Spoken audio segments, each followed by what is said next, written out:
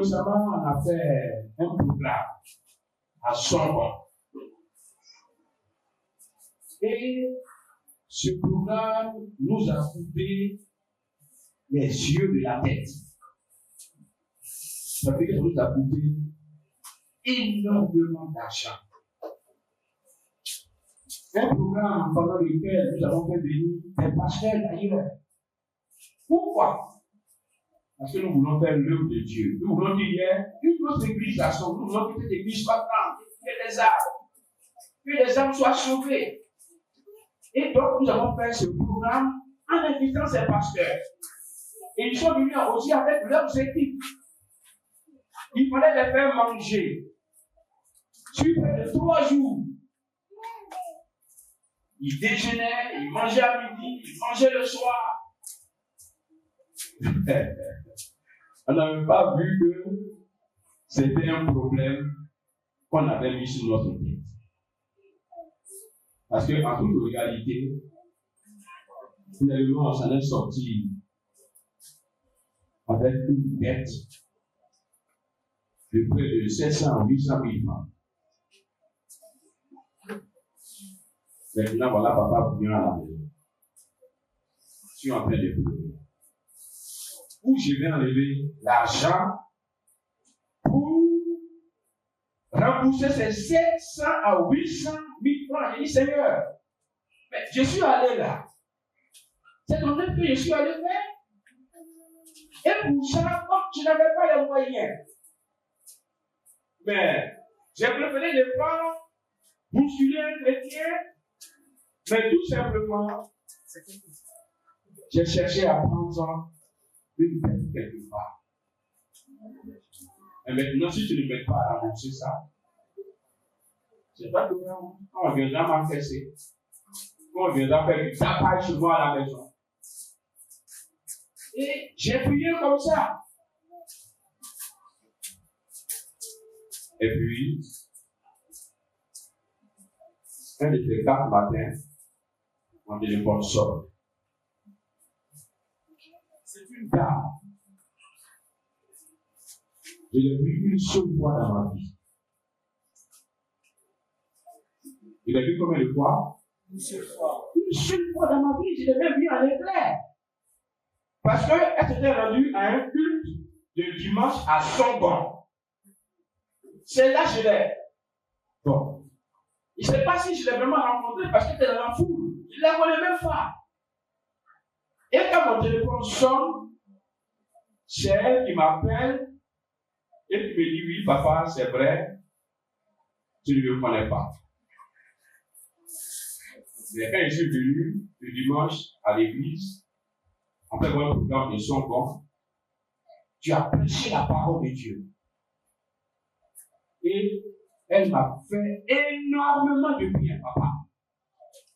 Souvent aussi, lorsqu'on prêche des messages très puissants, des messages qui font du bien, il faut que nos chrétiens aussi, en retour, nous appellent pour nous confesser cela.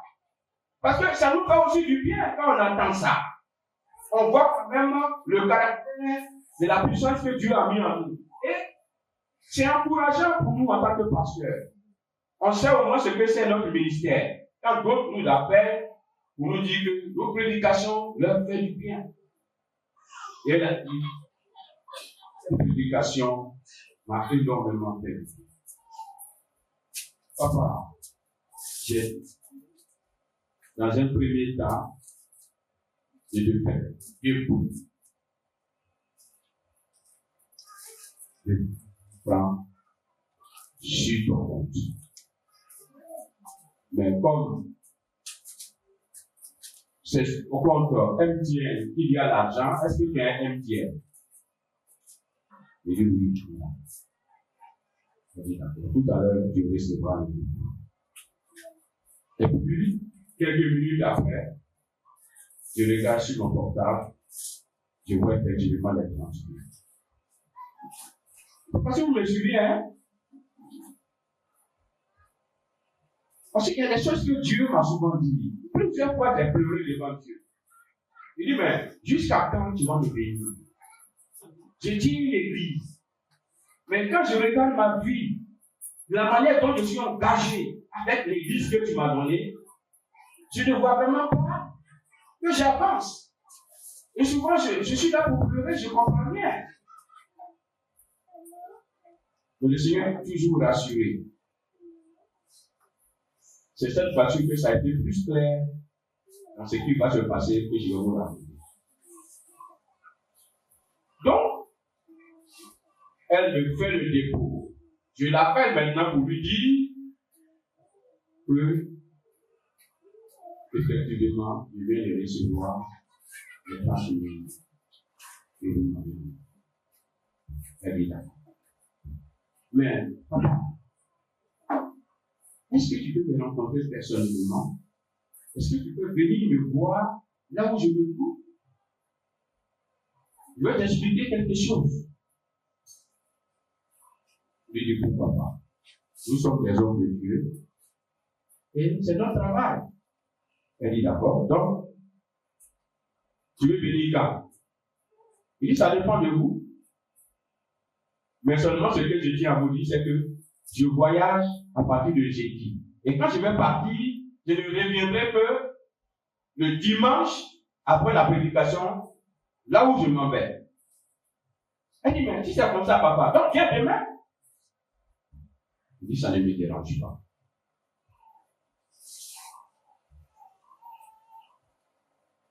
Donc, effectivement, le lendemain, il m'avait croisé là-bas. Et c'est maintenant, je vais répertorier son image, son visage. Et j'ai vu que ce visage-là, effectivement, quand on a fait le culte à son bon, ce visage qui était. Et elle m'a confié une action, un travail. Sur le champ, nous avons prié. Nous avons prié très longtemps. Je l'ai encouragé. Je lui ai dit, il faut avoir la foi. Ça n'est pas le sujet. Je l'ai encouragé. Et nous avons prié très longtemps. Je suis allé là-bas vers les 13 heures. C'est à 17 heures que je suis quitté là. On a vraiment beaucoup prié. On a beaucoup échangé. Et puis nous l'avons fini. Je dis bon, d'accord. Est-ce que vous me permettez de rentrer maintenant? J'ai dit ok. Ah bon, mais j'ai oublié. Si vous serez même allé très tôt, parce que avec les embouteillages, vraiment, je vais vous faire mal parce que vous serez dans les embouteillages. Je lui ai dit, c'est pas du dans tous les cas, embouteillage ou pas, je m'en vais chez moi à la maison. Dans tous les cas, je vais arriver. Donc, je me lève de mon siège et je m'avais lui serrer la main. Donc, comme c'est une femme, je dis bon, mais vraiment, merci beaucoup pour tout. Donc, on sera très bientôt. Et quand j'ai tout comme ça, elle me dit non, mais papa, tu n'iras pas comme ça. Et encore, le Seigneur m'a dit à faire une très grande action de grâce. Tout ce que tu fais. Et puis, elle bascule sur un côté, et voit sa main tomber sur son fauteuil, et quand sa main sort, elle me dit, papa, je me mets à faire de te donner 1 million de francs.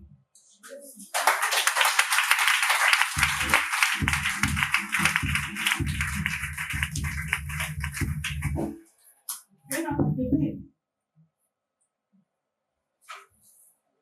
J'ai failli prendre là, sur le champ, j'ai serré mon cœur, je lui ai dit merci, et je suis revenu. Dieu m'a dit, tu vois, il était toujours dit de rester tranquille. Il y a des choses, il ne faut pas pleurer. faut pas te plaindre. Regarde-moi seulement. Si tu ne le fais pas dedans, je peux aussi le faire dehors. Dans tous les cas, qu'est-ce que tu cherches? Tu cherches à ce que je fasse pour toi. Mais je le ferai. Je vous dis, pendant 2 à 3 jours, j'ai eu comme l'impression que j'étais. Je pensais que c'est un rêve. Je ne croyais même pas. Oh, c'est la réalité. C'est après que je suis arrivé à me ressaisir. Parce que je me dis, mais attends, cette femme, je ne l'ai jamais vue. Je ne la connais pas. Et puis, pour un seul jour comme ça, et pas c'est pas, ah Dieu. Donc c'est comme ça, un jour, vraiment comme tu le dis, tu vas décanter des choses pour moi. C'est à ce moment-là que j'ai commencé à réveiller moi-même. Mais cette femme, elle va m'appeler après pour me dire que Dieu vient de la sauver d'une situation qui allait être dramatique. Pour vous dire les actions de grâce, c'est vrai, on peut le faire en groupe, d'accord? Mais en réalité, sa vraie valeur, c'est lorsqu'on le fait individuellement. Parce que dites-moi, est-ce que vous avez les mêmes types de problèmes où Dieu vous enlève? Est-ce que vous avez les mêmes types de problèmes? Je vais prendre un exemple. Voilà quelqu'un qui est malade, qui a failli mourir. Voilà quelqu'un à qui Dieu veut de faire une grande grâce.